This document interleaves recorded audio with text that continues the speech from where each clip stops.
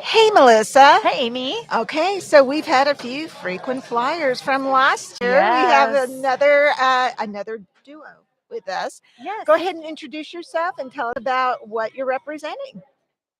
Hey everyone, my name is James. I'm representing ReadGenie along here with my co-founder Promit. Hello. I'm Promit.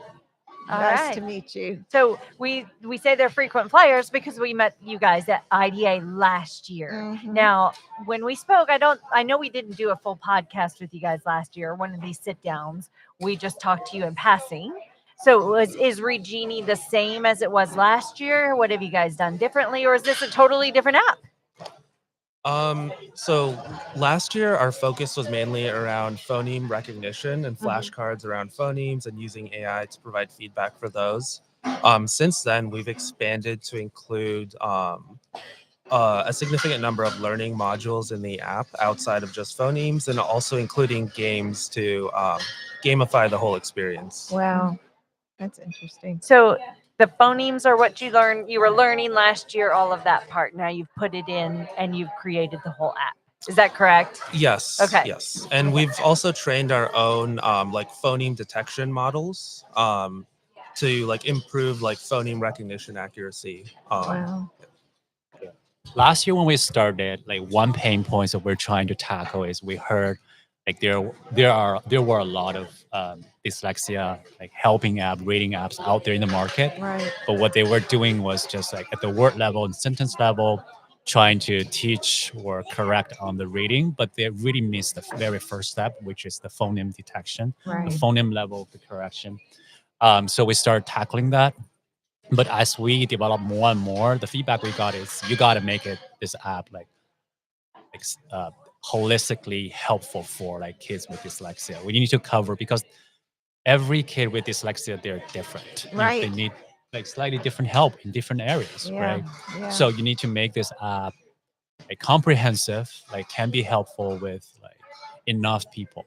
So that's why in this year it's kind of we expand from a very niche area that we're tackling last year to this year where can comprehensively cover and help enough kids. Mhm. And the most important thing is we work with a dyslexia tutor. We create this app with the community, not just for the community. We create with the community, and we can constantly get their feedback. And one key feedback we got is you got to make if this is something that students wants to use, it needs to be fun. Yeah. Because if it's not fun, there won't be learn. usage, Mhm. and they won't be like it. There will be another flashcard. There will be Right. another tutoring session, which they probably already have had enough. Right. Yeah. So in a brief overview, how does the app work? So we have different learning modules for learning different concepts and skills. And our main focus has been around building different mini games that then reinforce spelling, reading, handwriting. And then we have an AI co-pilot element, which is almost the idea is having a teacher sitting next to you, correcting you, and giving you feedback as you progress through the games and all of that. Okay. So when you were working with the dyslexic community, what is the sample size that you were using to test the project with? So I need to be brutal honest that we are very early, and we're not afraid to admit that Yeah, yeah. the app is not perfect. Right now, I would say from we started working on this from 2 years ago. We Right. talked to, I would say probably around 100 tutors and teachers Yeah. and parents, psychologists, speech language pathologists. Wow. All of those people, we need to make sure that we understand their pain points. Right. What are the frictions they have? We have to say everybody has their own pain point, Yes. but we see some common patterns out of that. So we extract the common patterns and try to make our first version of the app to address as much pain points as possible. Mhm. So last month we did our first user study after we finished this very rough first version of the app. We don't want to wait it to be perfect. We Right. want to put it in front of the users to get their brutal, honest feedback. And that's why we invited 7 students, range from second graders to 8th graders. Mhm. Um, they sit with us for 1.5 hours along with their parents. And we observe them using, we have a bunch of questions for them. We ask them to, try the app.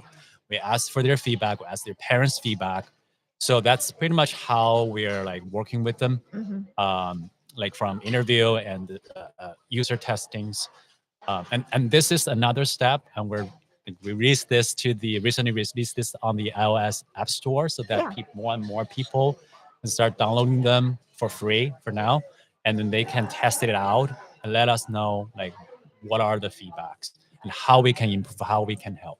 So, what, in your opinion, with this app, in order to see, because gamification, we know we've seen the studies about gamification and learner engagement. How often, in your opinion, should a student use this app? And if it's 5 days a week for 5 to 10 minutes at a time, what's the recommended use?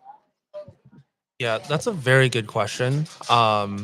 I don't know if we have like a good answer for that. We're thinking maybe like daily usage, maybe Mhm. like 15 to 20 minutes, Mhm. just to like review concepts that they've learned. Yeah. Yeah, I think that's kind of what we're thinking. I think it really also depends on the band, the skill level of Yeah. the kids, and how much help they need, And the age and too, the their age. Exactly. attention. Yeah, Yeah, their and attention to all of it. we want. Oh no, you go ahead. Oh, I want to say like we also want the parents who pay for the app in the future, and the tutors, the teachers, they have a lot of control on like how much, what sections that the Yeah. students, the kids should use, and how much time they should Yeah, spend. you don't want them jumping to a level that Exactly. they Yeah. shouldn't be at, because it'll skew all that data for you too. So Exactly. I have another question. So from where did you get your sampling? Was it across the United States? Was it a global? How did you gather that? So we reached out to tutors and teachers across the U.S. Okay. But specifically so those are like the conversations we just had about learning what their problems are and what are the problems in this space, Mhm. and just getting like early feedback on our app. Mhm. Our specific user study that James just was talking about, that was specifically in the San Francisco Bay Area. Okay. Um, but we'd like to, run these studies across the nation. And Yeah, because you could see how different areas of the country could be impacted differently. Yeah. Different dialects, different Yeah. home lives, things of that nature. Interesting. So we were talking before we started recording, but I'm going to say the question again. So does it start with the baseline so the student knows where they should, or the parent knows where the student should begin? So right now the app is set up so like the parent or the teacher can set what level and like band to start the app on. In the future, our idea is our app will be able to understand what are the areas that the student needs the most amount of help in, Right. and then just kind of take it from there. Yeah. But then then also having like guidance and input from the teachers to focus on different areas. Is there a way that the tutor, the teacher, the parent can print out the data so they can see the changes over time? Absolutely. That's actually one of the Yeah. the most frequent ask why parents want this. Like they want to see the progress. Mhm. So one is right now it's not available in the app, but it's gonna be like immediate follow up. Okay. We're gonna create that kind of progress tracker so that they can be exported to parents, to teachers, so that they know what the help the kids needs the most, so that in the future you can imagine like the kids will assign homeworks from the app, and on the second day they will get a report. Oh, like for example, 25% of the students in my class, they need help with this specific area Yeah. that I taught yesterday. So I'm going to focus on like reinforce that today. So yeah, data driven like report is really something that we'll be focusing on. And Okay. we've been talking all through this conference about how data should drive instruction. So this is crucial. This Yeah. is crucial. Do you have a time limit feature on the app? Because I think about a lot of the parents I interact with, they don't want their kids to be on devices too long. So is this something that you could set up a time limit? Okay, once they're done with 5 minutes or 10 minutes, then they can shut it off, or it automatically shuts off, or something. We don't have that feature right now, but it's definitely a feature that we can add. And we've heard it from a few like tutors that we've spoken to where they don't want the student to just play like the most fun game or Right, something right, like that. right. I mean, because there's some research showing about the brain and how it's developing, and Mhm. too much exposure to the video screens and doing games of that nature can actually hinder some of the brain development too. So it's like trying to find that healthy balance Yeah. of Right. exposure to these crucial skills and doing it in a fun way, but also allowing the brain to develop Right. the other way as well. Just want to add one thing. I think you brought a very good point. Like kids are super smart. Like especially when it comes to games, like the incentive for the game is they get points and they can use the points for other things. You know, the ideas that we had was that they can get the points to convert it into the games they actually play in their real Right. life. Right. You know, that's an That's option. cool. But like the kids also know that, hey, some kids they can just farm the points by just playing for example, they're proficient at the higher level, but they will, farm the points at the lower level. Yeah. So a lot of things that we need to do to think about how, like just as you said, like how to seek that balance between like to get them engaged, to get them interested and practice the meaningful games, but at the same time, it's not addicted to them. Right, absolutely. This is exciting though. Yes. I mean, I'm glad y'all are doing this, and anything we can do to keep our kids engaged and learning at the same time is huge. So if somebody wanted to obtain the game, where do they go? So we recently launched it on the App Store.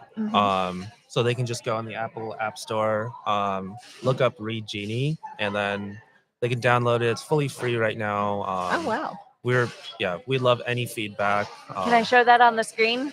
So is Yes. it just for Apple phone and iPad, or every device? It's currently only Apple devices, but we do plan to build it for Android as well. Okay. Very good. Very good. I can send you the PDF version of the Yeah, Okay, flyer. great. so I would that- Great. love that. Yeah. We could put it in our YouTube. Yes, Yeah. that would be awesome. That'd be would be easier than great. showing it on the That would be screen. great. You can tell I'm old fashioned. Oh my gosh. Well, thank you. I'm so glad you came back, and hey, come back next year and talk about the third, the third edition of it. So we would love to hear about it. I'm sure it's just going to keep growing and expanding and improving. Right. Absolutely. Please let us know if you have any feedback.